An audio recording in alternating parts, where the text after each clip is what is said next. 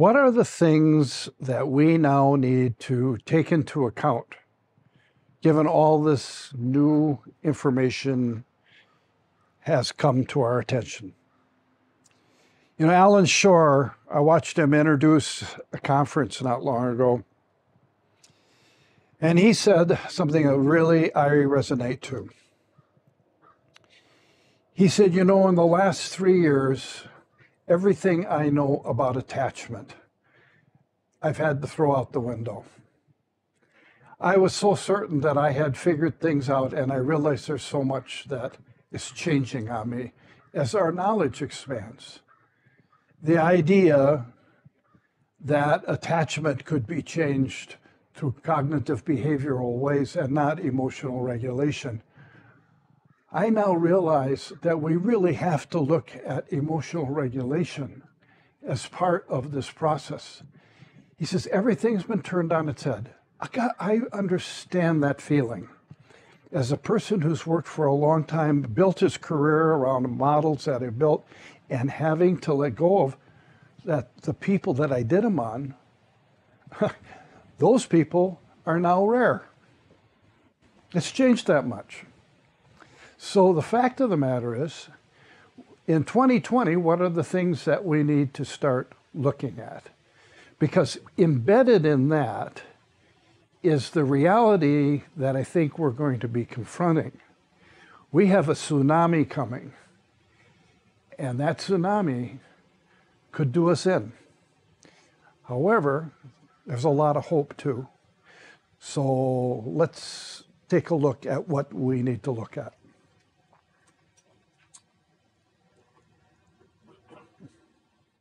First of all, I mentioned digitalization.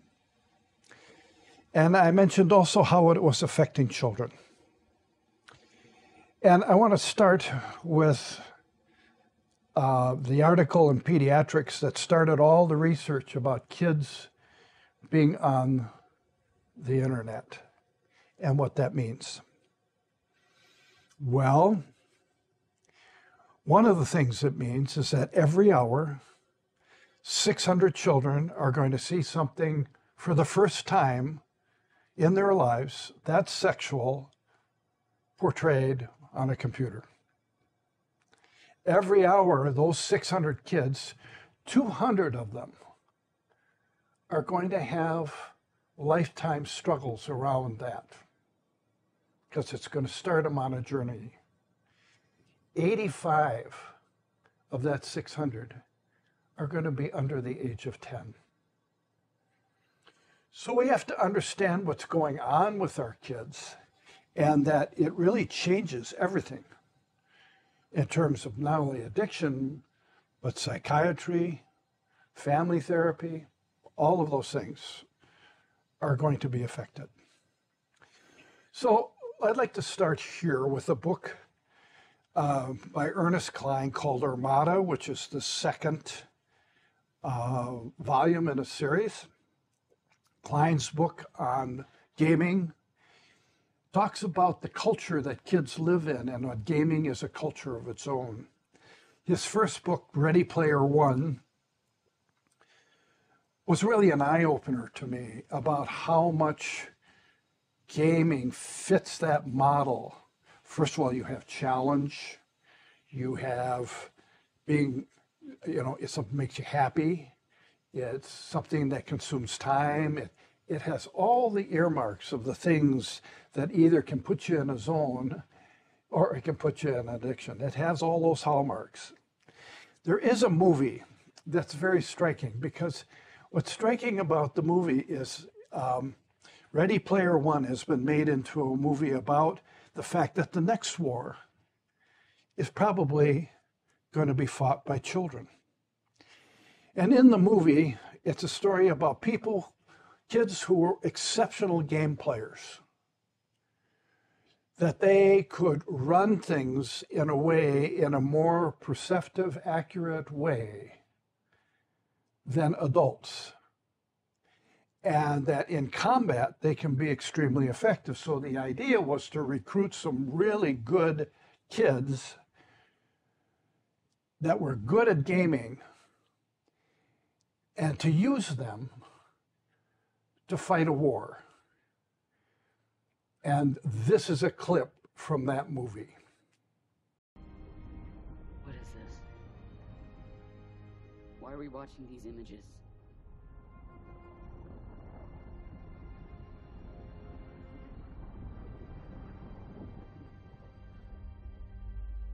Ender. Thank you. Brilliant. Absolutely brilliant. Thank God for you, son. Why are these images in the program? Ender. You won. What do you mean we won? I beat him. He runs the simulations. He said it was a game. It was them or us, Ender. There was no other way. With this victory, you've won all future battles. You destroyed them. For all of us.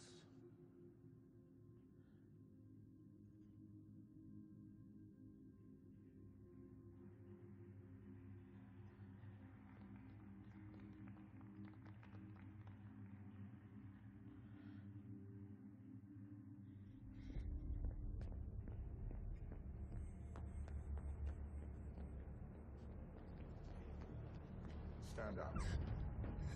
Move, please, move! Make a way.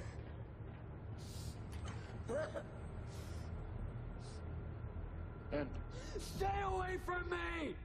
You lied! son, we were afraid if we told you, you You might. what, refuse to play? I've killed an entire species. They would have done the same to us. No, they waited.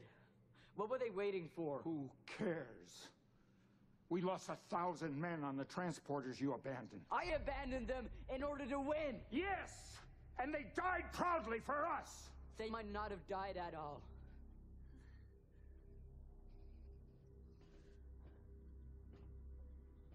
If I'd known it was real, I would have What?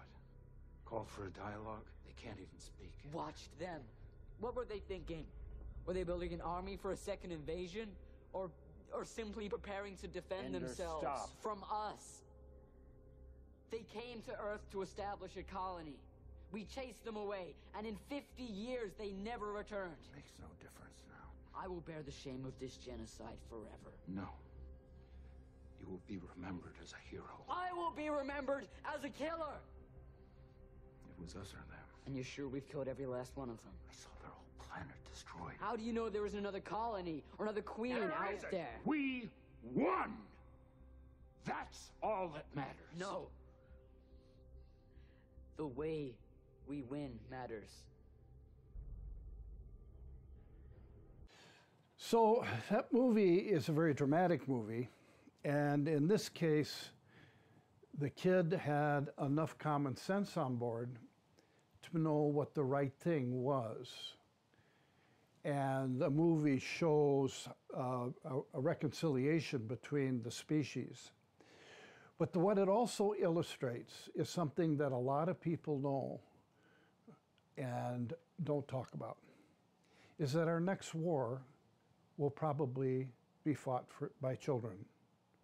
Now, you may think that's strange, but the pictures of children playing with an iPad, in sharp contrast with the pictures you are now seeing of children who are already at war, carrying weapons, and that this is not new in the world.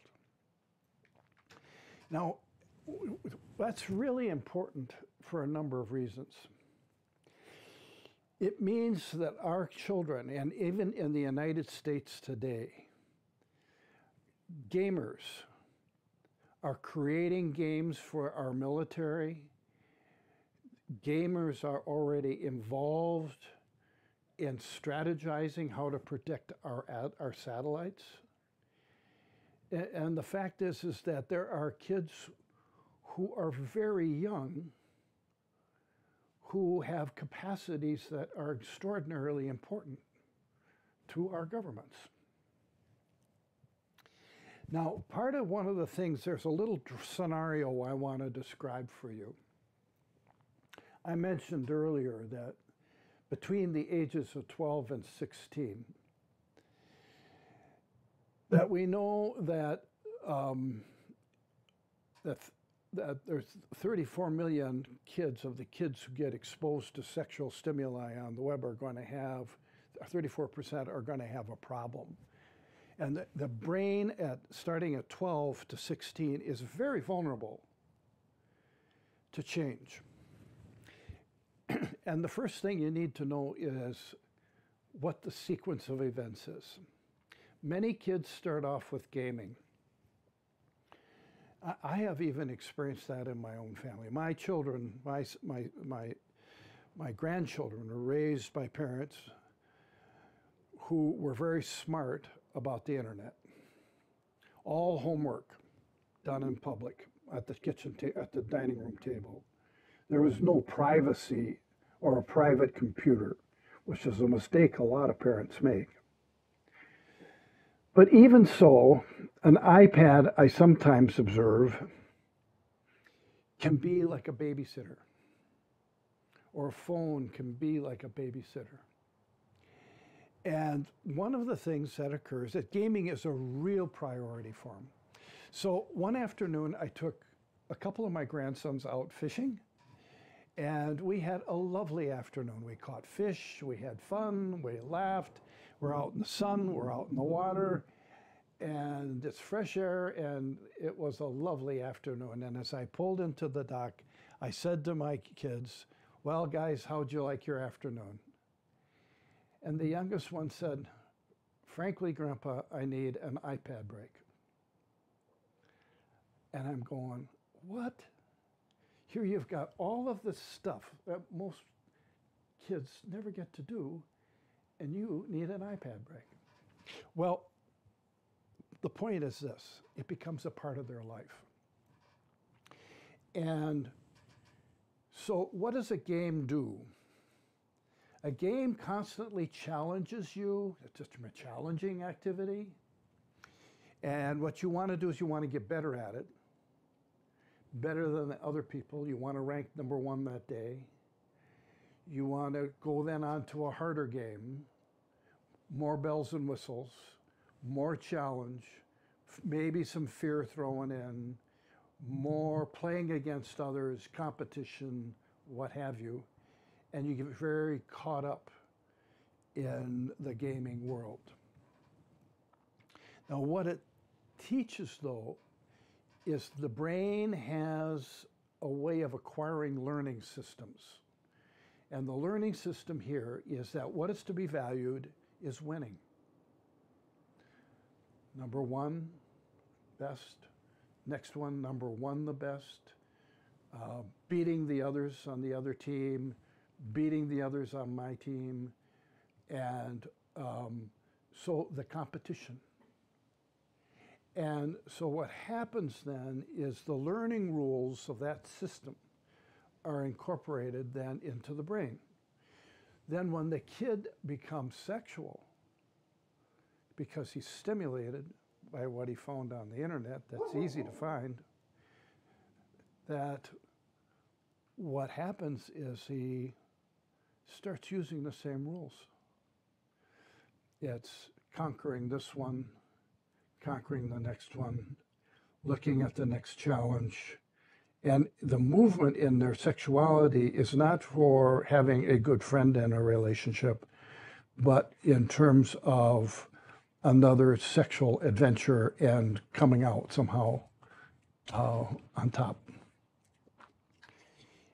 So what happens is some of the kids in the supernormal stimulus, by the time they're 10, 11, 12, are really caught up in the sexual activities of the internet. And they're not going to class, or they're not getting their homework done. So parents very concerned about their school performance bring them to a psychiatrist or a psychologist. And they asked for an assessment, and at school they told them that it feels like this is attention deficit disorder, which in fact it might be. So what the psychiatrist prescribes is Adderall. which is a stimulant. And what happens is looking at pornography on Adderall changes how you experience the pornography. It ups the experience, the intensity of the experience, how much you're able to do on the experience, what have you. And the kids are smart. By that time, they're in junior high, and it is available for them to find other stimulants, better stimulants. And they move from Adderall to another stimulant to eventually to crystal meth or cocaine by the time they're 15, 16, 17 years old. And what they do is they get extended periods of time. Remember when I talked about addiction interaction? That they'll either be drunk while they're watching it, they'll have access to their parents' liquor cabinet, or they'll be on some stimulant, and they'll spend endless hours on that stimulant. And what happens is, I always felt when I heard the stories, because of they talk about how they no longer, the sexual dysfunction that they experience. I always thought it was because that they would complain about that ejaculating hurt. And of course, they've been stimulating themselves for long periods of time. I thought it was because they were harming themselves. What really was going on is when you are so stimulated, having sex becomes not the problem. In fact, it's hard to be sexual with one person or even a group of people. What you need is a lot of stimulation. And then what happens is that it's just having the buzz. Remember we talked about preoccupation? If you think pornography and the cocaine addict looking at just a picture of cocaine, that what happens is the pictures themselves become so stimulating that it's enough to do. So there's countless examples of that within sex addiction, of where their ability to function sexually is affected by what they do. The point being is that there is a story then that by the time they're 17, 18, 19, and they're really into opiates, they've been using prescription drugs, perhaps their parents, and they can buy them in high school, easy to do. And then they get into opiates, and suddenly there's an overdose. And everybody's surprised that there was an addiction here, and they had no idea that all this was going on all the time. And sometimes that happens earlier. I can't tell you how many times I've heard the story about parents calling.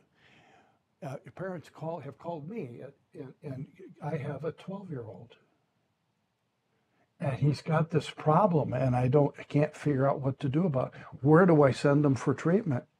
Well, he's 12 years old.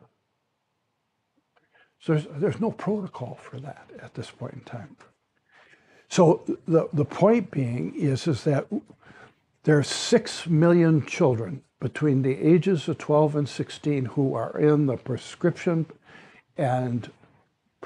pills and sex addiction, usually porn, and acting out sexually with their sex buddies. And the reality is that they're in trouble.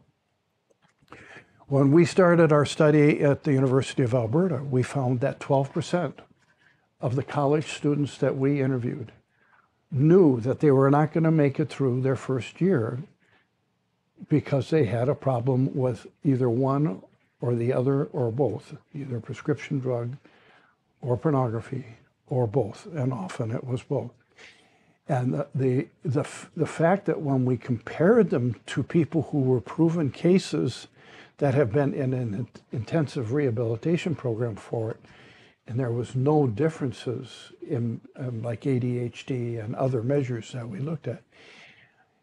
Man, we're making this group of people who are addicted that are going to be on our doorstep, and they will be legion.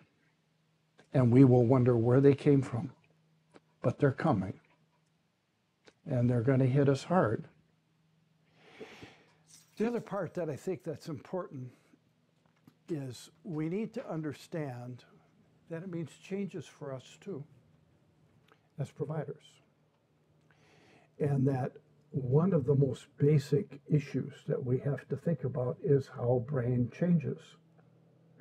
Because we know that it can change, and we know that we can help them grow a brain that is healthy and successful.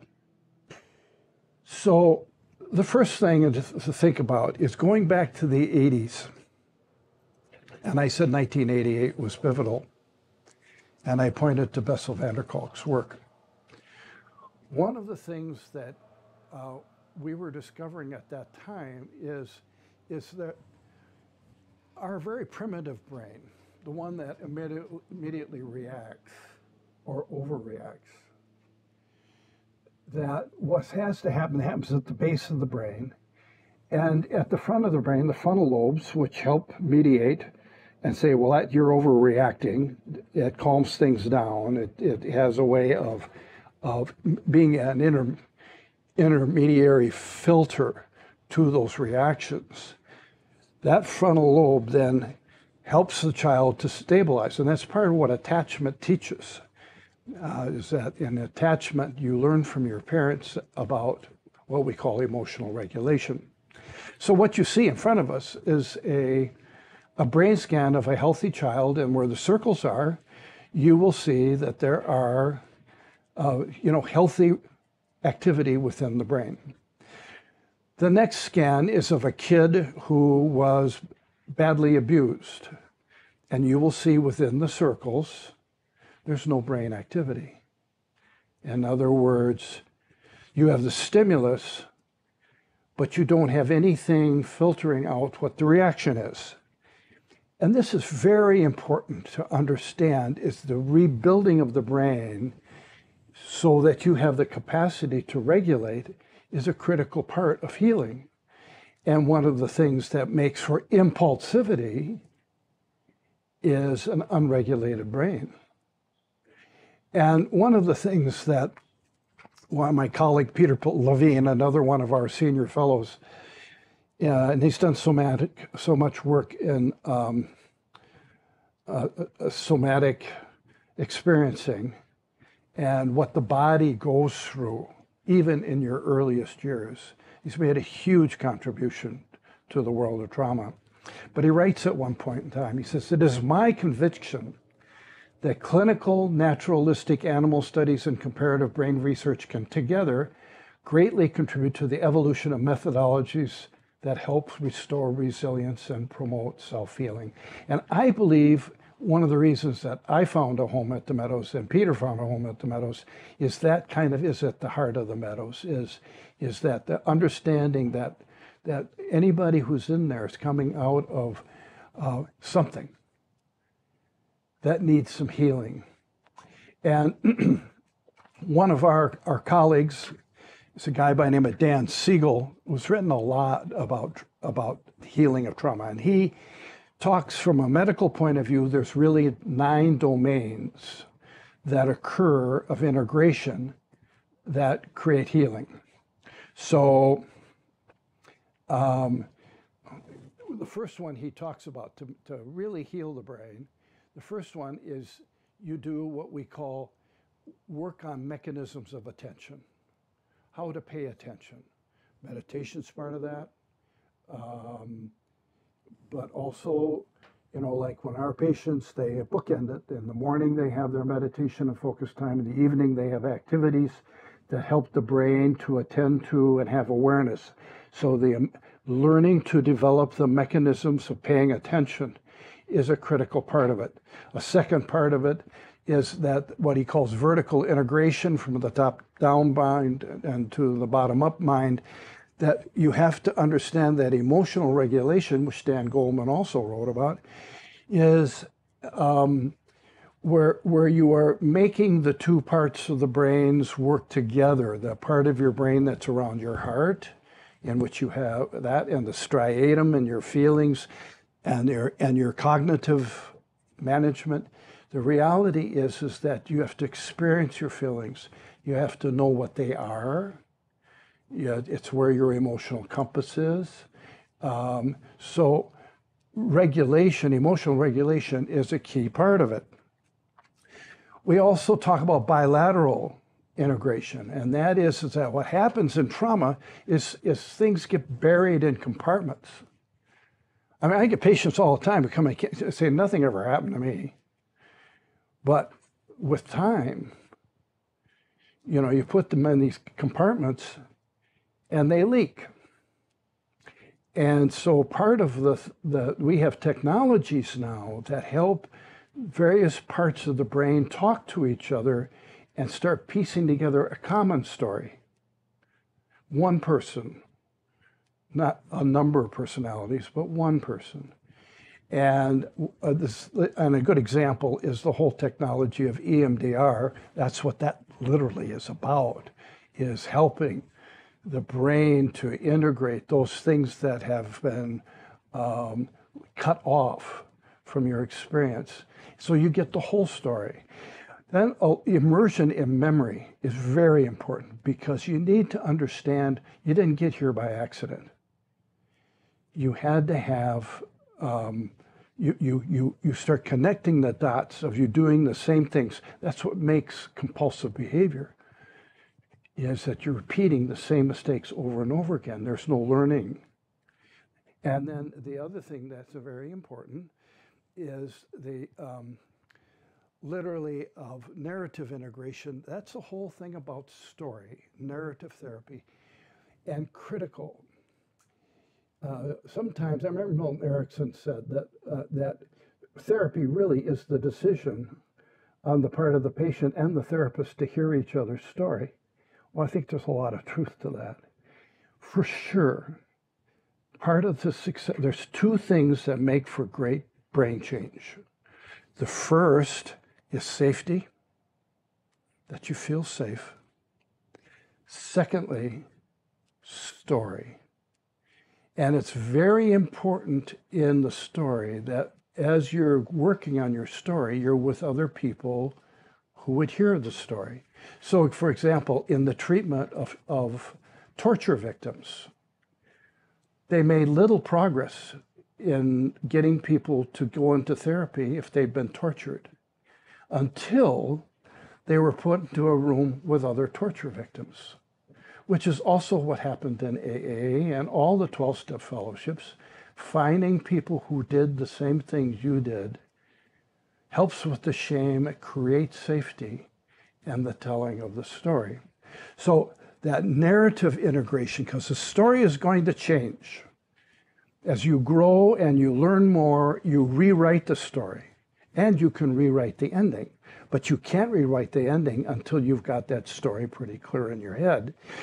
And you got to think about what's called state integration, which is basically the Buddhist concept, but one that we use. We use different terms for it.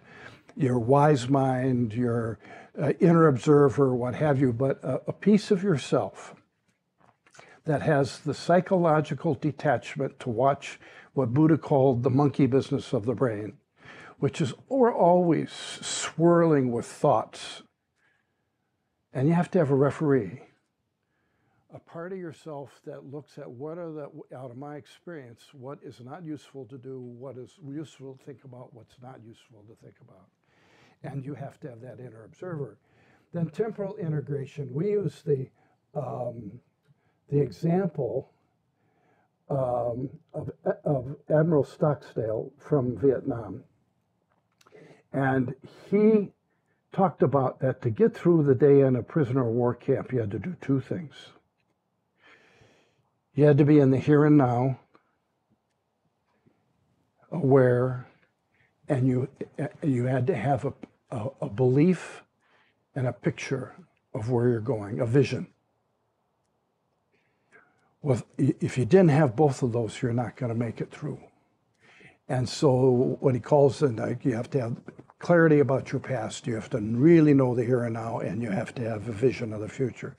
Then the whole thing about the mirror neuron system, you need to have people who are fellow travelers, people who matter to you. And then finally, if you do all those things, one of the things that Siegel says is that we take the brain and we lift it to a new plane. Your brain gets better. We replace, just like our blood supply gets replaced every 6 months, your heart every 12 years. Your brain gets replaced every 2 years. So the process of rebuilding your brain requires structures which bring that forward. And these 9 domains of integration are critical to therapy. And so that emergence of a new being who has more things on board to handle the next stretch of adversity that's inevitably going to come, which we call resilience. So, Siegel writes in his book Mindsight that the response flexibility harnesses the power of the middle prefrontal region to put a temporal space right between input and action. The ability to pause before responding is an important part of emotional and social intelligence. Viktor Frankl put it in a different way, writing about the concentration camps. Between stimulus and response, there's a space. In that space is our power to choose our response. And in our response lies our growth and our freedom. Okay, so if you teach the patient to look for those spaces, even if it's a moment, to stop and reflect before you react, is a real critical thing. Now, the question is, does your patient know what to put into that space? What skills does your patient have at regulating and thinking about what to do in that instant in time? So the issue is that we call this the window of tolerance, and that we find that you can teach to recognize, by recognizing when you're in the zone, if you will, where you are best off, what triggers you, what responses you have. And this particular exercise comes from a book called Betrayal Bond, which is my book on traumatic bonding. We have found this to be applicable to many different issues, though. This window of tolerance is a very useful concept of teaching how do I respond to having that space. You're in the in-between. The in-between is knowing how to handle the in-between, and living with a moment of uncertainty, not knowing what you're going to do, but stopping. You don't have to immediately do something. That's why I love the 4 Agreements book, because it gives you some handy kinds of tools. I mean, the 4 Agreements, about never make assumptions. The 4 Agreements. All of you have read that. And those are 4 really good rules for understanding that moment. And I think one of the things that we all need to do is develop our skills. And I think Lou Colzolino talked about it very well, about the importance of the neuroscience of psychotherapy. You have to understand that. And one of the things I'm going to recommend to you here is that the folks in Canada at the Alberta Family Wellness Institute offers a free course to anyone, any professional in the world. It's a 30-hour course in brain function. It is incredibly well received, gets very, very high marks. Everybody I've ever sent to it has been grateful to have done it. Their next step is, once you understand the brain, you can't really understand all the aspects of the addictive piece until you got the brain part down. So they started off by making this course about understanding the brain for free for everybody. And they are in 40, 50 countries now, and it's well worth your time to do it. One of the other things I want to point about is that we are becoming more precise in our understanding about how pain occurs and feelings occur, and that emotional regulation have to take into account. And you will remember Alice Miller in her book, The Drama of the Gifted Child. She says an extraordinary thing. She says there is an addictive dependence on feelings of pain that, in fact, wrapped all up in being an addict, are unresolved feelings. Little short editorial. Her daughter just came out with a book on her. That talks about living with her mother and whether she had all of her stuff. I want to publicly say to my own children, I hope you don't write a book like that about me someday. I haven't read the book. The idea of it, there's plenty to say, I know, but just a commercial to my kids. Anyway, this thing, what we call core affective states. We talked about substances, we talk about processes and appetites, and compulsive relationships of various varieties. But underlying that are feelings that become tremendously empowered. And we are now doing in PTSD, and in fact, all of mental health, is we're using concepts that are too large. They cover too much. PTSD covers too much. And we're slicing these concepts up so that we can be more precise and helpful. And one of the ones that I really like is Michael Linden's post-traumatic embitterment disorder. Makes so much sense to me. He's done a great job of defining it as adjustment disorders. A trigger event is not an anxiety or life-threatening stimulus, but an exceptional to normal negative life event, but that people become embittered. And embitterment is, for myself, the way, and he has literally developed diagnostic criteria, measures, what have you, to use with it. But my own experience with the embitterment thing is that there was a period in my life about 5 years ago where I was getting bitter. I was getting bitter. I was mad at everybody. And part of it was my critics, for example. I would have people who both would hate my books and would love my books, but you could tell neither group had read them. I was attacked and I was described in ways that was so far from my reality. If you ever read a piece on me calling me a prison psychologist, you will know everything after that is not true. But the constant battle with people saying there is no evidence really was wearing. And having help to get further on the research, you have to trust science, you have to trust that it will come to you. But I was impatient with it all. And I got to the point, and going back to my own abuse as a child, battering father, battered my mother, battered me.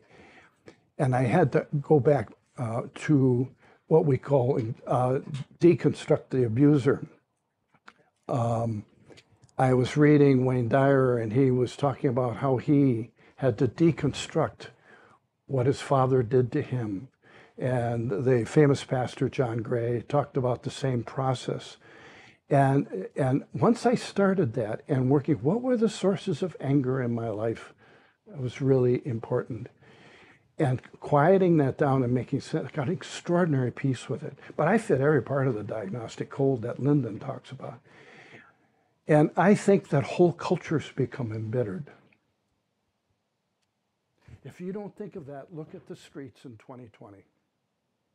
If you don't think there's embitterment out there right now, then you're missing the mark on the whole thing. Whole cultures can become embittered. Take Germany. After the war, East Berlin and West Berlin join up, and the embitterment in the East Berliners, that even though you were a published professor, even though you'd done a great job as an administrator, even no matter what your qualifications were, you're driving a taxi because the West Berliners got the good jobs. Tremendous bitterment. And Linden uses that as one of his examples of how a culture becomes embittered. And I think we got embitterment going on in our culture right now as a driver. And one of the things we write about in Recovery Zone is the whole idea of a grievance story based on perceived or actual betrayal. And you start deceiving yourself, deception stories you tell yourself. It's a sort of a turn to the dark side, and it entitles you. There's a lot of entitlement that goes with it. Adds to addiction. and undermines your resilience. So we have them go through and write their own grievance story, and the whole dismantling of the grievance story is critical so that they can get the distance from it to see why that was such a driver for them. But the story is replete in our culture. The Grinch, for example, is a classic example, of his bitterness with the Who people. I mean, that's a great story. Scrooge, emulating the Charles Dickens character. Scrooge himself, Dickens himself, could be categorized as an embittered person. And it's a very common thing. And I think now we are seeing it in our kids. If you don't think so, look at our streets. If you don't think the economic divides in our country is creating business, you are missing out the significance of this whole epic. And that embitterment leads also to addiction. One of the things Lyndon did is he showed that he used the University of Heidelberg and their 9 pillars of wisdom. They looked over 2,000 years, and one of the consistently brought up ideas of wisdom that show up all the time. They call it the 9 pillars of wisdom. And then they made a curriculum out of it, and they found that it actually changed how patients would function with their embitterment, which is really helpful when you think about dividing PTSD into parts and to breaking it up. Here's another part. The APA Monitor ran a series on grief and prolonged grief. And in the ICD-11, there are actually 4 instruments that are evaluated for the criteria for prolonged grief. Grief is part of grievance too. In fact, in the ICD-11, of the 6 items or 7 items that were accepted on your far right, one of them was embitterment. And I think that grievance story is absolutely critical. And I think the grievance story in our culture right now is rampant. I want you to watch, this is worth taking your time, but it talks about resilience and brains. Sometimes a cartoon can say more than thousands of words, so here you go.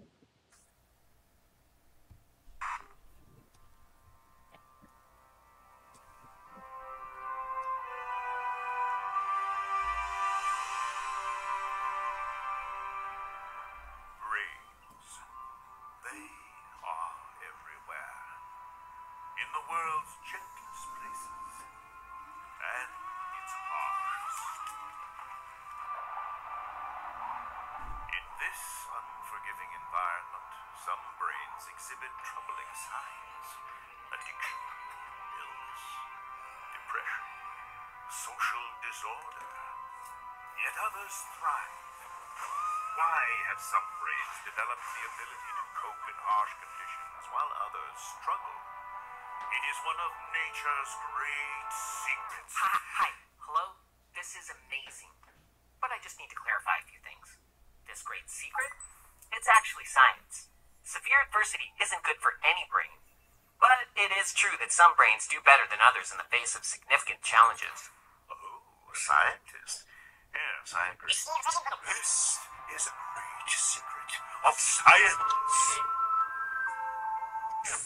Great, yes, but not a secret. Let me explain. We're born with brains, but our brains change as we grow. They develop based on experiences we have, and different brains respond to experiences in different ways. Okay, thanks. I'll let you get back to it. Indeed. Some brains show muscularity and strong attitude, while others... Sorry, we scientists use the word resilience. Some brains are more resilient than others. Yes, resilience. Resilience? Resilience. Revenge of a cortex. Resilience is a result of the interplay between genes and life experiences. It's a brain's ability to maintain good functioning under adversity. Resilience makes us invincible. Nothing makes us invincible. What resilience does is to give less leverage to negative factors in our lives and tip the balance in favor of positive outcomes. Resilience. Fate's legendary prize. Whoa, no. Some people are born with more resilience than others, but resilience can also be built over time. It's a big project involving parents, caregivers, teachers, Kiss, kill, karaoke comrades, soccer coaches, counselors. pastry chefs, associate producers, even millennials. Like a barn raised times ago. Yeah. In fact, we scientists believe strong brain architecture is the foundation for resilience. And, oh, look over there. Oh, yes. A young brain returns after months of isolation and adversity. No words can describe what this poor brain has suffered. There are words that describe it. We scientists call it toxic stress. Toxic stress lies in wait. No, that's not. No. Stress happens inside the body. It's the fight or flight system kicking in. But if stress hormones are elevated too high and for too long, it can have negative effects on the brain and body. Stress, a nasty poison. Not all stress, just toxic stress. With the right supports, we can make severe stress tolerable, which means it won't do lasting damage. Stress can even be positive because it helps us to learn problem solving and coping skills, which leads us back to resilience. Alas, this brain is resilience best. No, it isn't. Let me explain. Remember when I talked about giving less leverage to negative experiences and tipping the scale in a positive direction? Well, here's a little something I've been working on. It's a really amazing metaphor. Here goes. I call it the resilience scale. Resilience scales. Protective armor plates that Shiny, but no. The resilience scale helps us understand why some brains are more resilient than others. the resilience scale sends out invisible resilience rays that It's really just a scale. See? It's a beam being held up by a fulcrum. full of grub. Jeez, no! A fulcrum. You know, like high school physics. Never mind. Let me just clean this up. See, negative experiences add weight to one end of the beam, and positive factors add weight to the other end. Ideally, we want the scale to tip toward the positive side and lead towards positive life outcomes. The brain's future literally hangs in balance. The position of the fulcrum can be understood as our original capacity for resilience. It's something like our genetic starting position. Remember the young brain that was struggling to survive? Look, it started life with the fulcrum off-center, giving more leverage to negative experiences. Serious stuff, like abuse, neglect, and chaotic environments. That means positive factors like responsive relationships, safe environments, and learning opportunities had less leverage.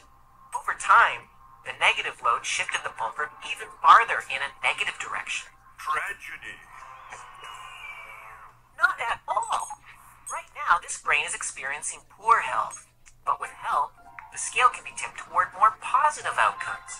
The first thing we can do is to stop negative experiences from stacking up. Then, we can add more positive factors, loading up the positive side of the scale. And we're not done. We can work to shift the fulcrum in a way that favors positive outcomes. The fulcrums, an amazing instant fixing button. No, it's a process. It involves many supportive people and plenty of time. Remember? This brain is still young, so adult brains can work with it to relieve toxic stress and teach coping skills. In early childhood, these efforts can push the fulcrum a considerable distance. Child. Filled with fascination and fulcrum's flexibility.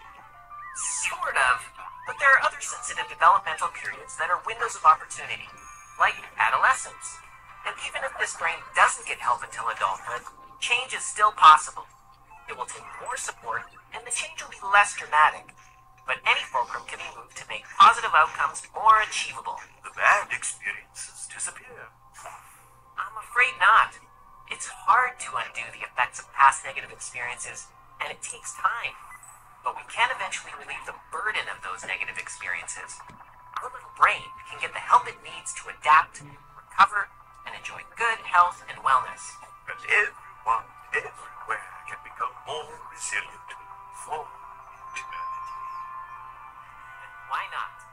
With the right support, everyone everywhere can become more resilient. I'm so glad I saved humanity. It's been a majestic experience. Yeah, me too. Well done.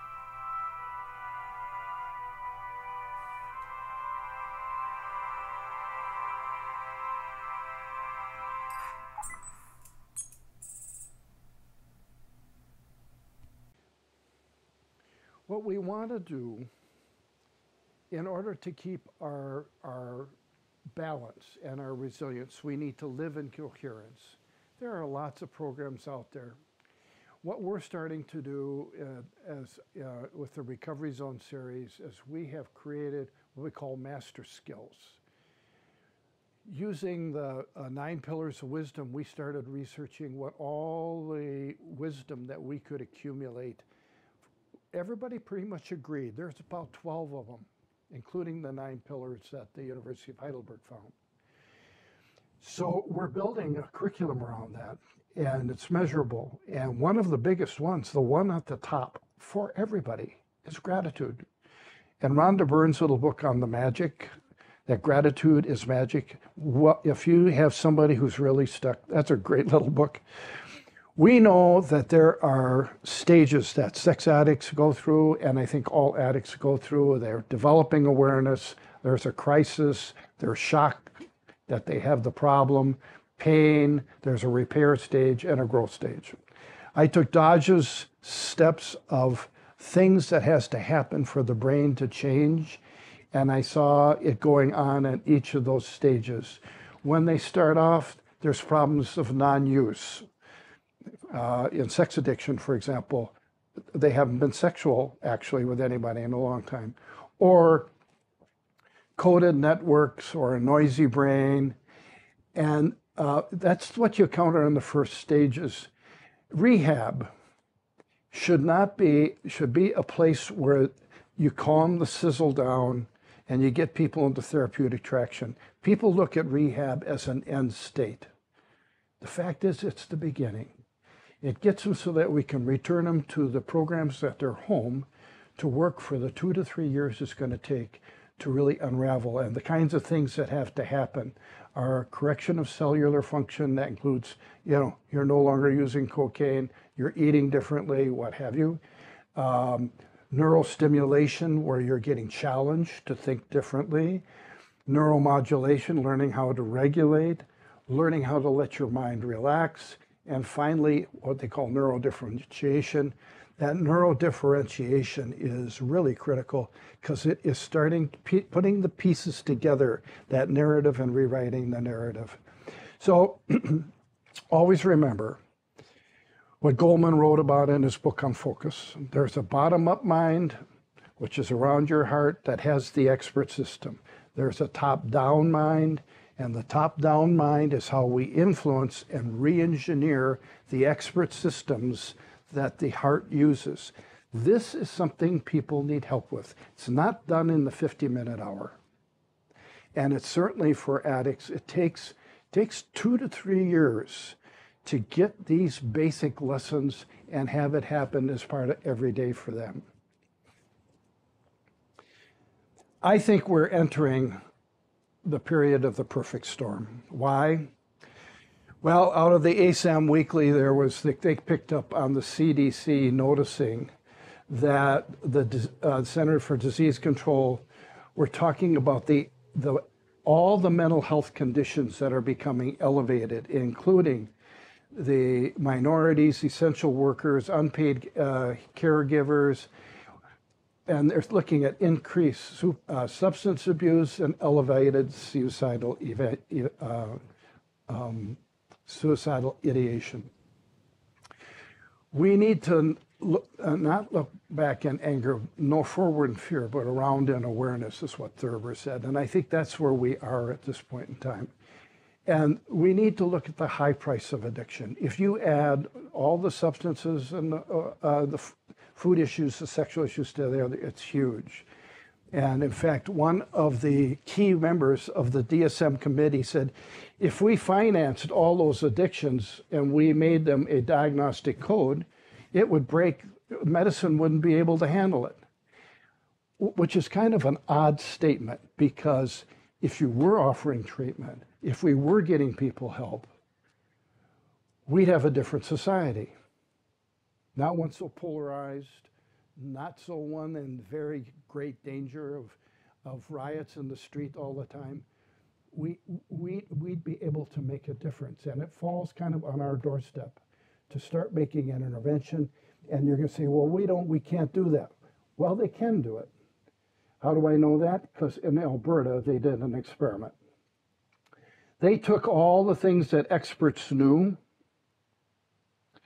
and they compared it to what the public thought about addiction and trauma and mental health issues, and they compared them. There were only a few things that overlapped. One was even the public thought it must have something to do with childhood. The fact is that they spent 2 years then intensively educating the public about addiction and trauma. The result of that is when they were asked about what do they need at the end of 2 years, services that they needed, it was a very different attitude. They were knowledgeable about addictions, and now they used every channel. They used public television, they used private television, they used all the ways they could get into the home. The 3 top services that they needed help with were sex, cocaine, and compulsive working. It's very interesting, but what it shows us is Alberta then started devoting real time, training, added 4,000 addiction beds last year. In other words, there is a way to do this in our culture if we really want to. I thought this very interesting, going back to Wilson again, and wondering if therapy is a meaningless exercise. The Anthropocene, a far distant geologist might say, that's us, unfortunately married swift technological progress with the worst of human nature. What a terrible time it was for people and for the rest of life. I don't want that to be us. It doesn't have to be us. And in fact, I think the reality is it's a little bit like it's Galileo linking up the spots on the moon and understanding that there were sunspots and that they moved, which was a huge revolution in the 14th century. We're doing the same. Look what's happening to us right now. Life expectancy and mortality rates in the United States. Between 2014 and 2017, our longevity as a country dropped 10 years from 79 to 68 and a half. And in fact, we were one of the leaders in longevity in the world.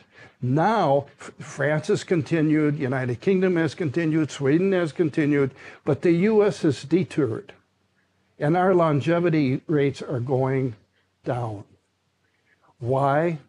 Well, it's becoming clear that, yeah, opiate and heroin issues are there, but they're only about 28 to 33% of the issues.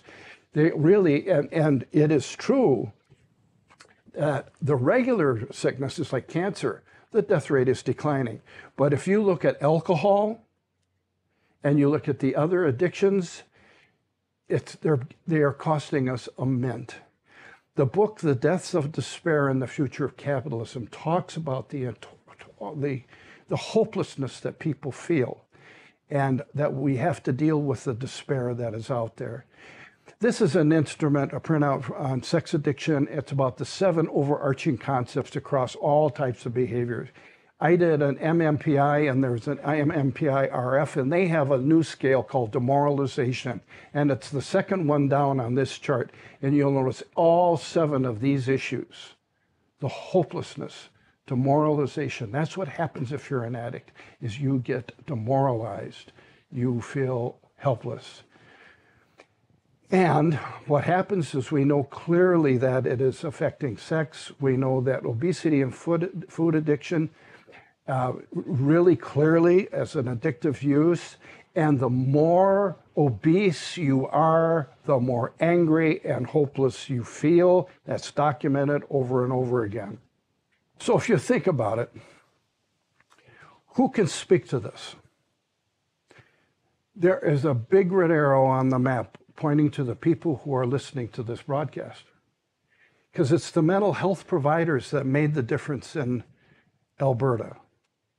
And if you look at what happens in public and what our public sees and how people who go to treatment are portrayed, we look like we are charlatans and that we fail dramatically and that these people end up repeat offenders, what have you, and the reality is, or we're covering up for things. I mean, there's no explanation available to the public that has any kind of knowledge behind it.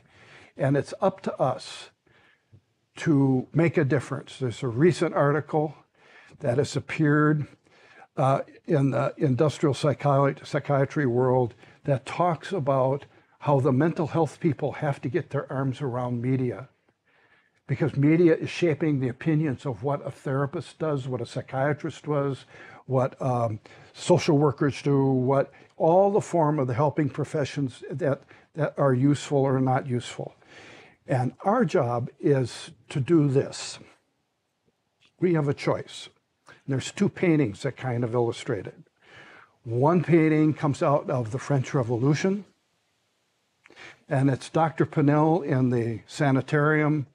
And what he's doing, he says, if everybody is equal and everybody in a democracy has a voice, if we give them a voice, you got to take the shackles off sick people. If they're sick, then the chains got to come off. And he's taking the shackles off the people. Or we can do like this painting from early 19th century England. The court going to the sanitarium to look at the weird people and how amusing they are. I believe that's what we're still doing. All the people they see in the Inquirer and what have you, what lives. She's been to rehab 5 times. Yeah, but what happened to her when she got out? Did she get support with the kind of learning that she needed to have, even though she had a wonderful voice and all kinds of opportunity? Or were the pressures for her to return on the road and repeat old patterns or what have you? In other words, we have to re-educate. And as I look at the larger picture, we're so focused on COVID. That's not the problem that's going to take us. What's going to take us is the mental health problems of our culture right now. The leading public health problem that we're having is addiction. And I would rather be the one who takes the shackles off and not the one who looks at it as sources of amusement. I think that our realities are that we bicker, we're arguing over things, and the fact of what makes a good therapist stay in the field is they get involved and they read and they study and they change their minds and they follow the evidence. And that's what I hope we can do. This last clip is my hope for all of you and me, that we are able to mobilize and do a better job of helping supply that information to our culture. So watch this clip.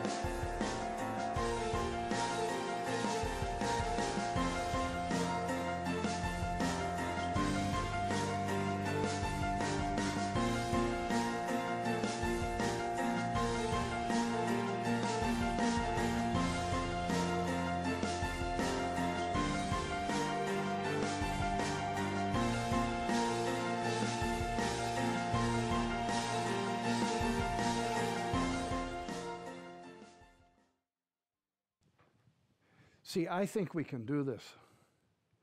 And what I'm noticing now is that the sun is coming out, and what's coming into my mind is that the song, I can see clearly now, the rain is gone. I think that's the moment. I think if we can get through the things we are facing right now, we need to come up with a plan and leadership for doing something about addiction in America. The United States stands out. It's the only developed country that's doing this. And also, we're the only developed country who hasn't had a declining suicide rate. Even in undeveloped country, suicide is going down in those countries. It's just us. And it's the mental health people in North America that need to do something. And our neighbors to the north have given us a great example. I thank you.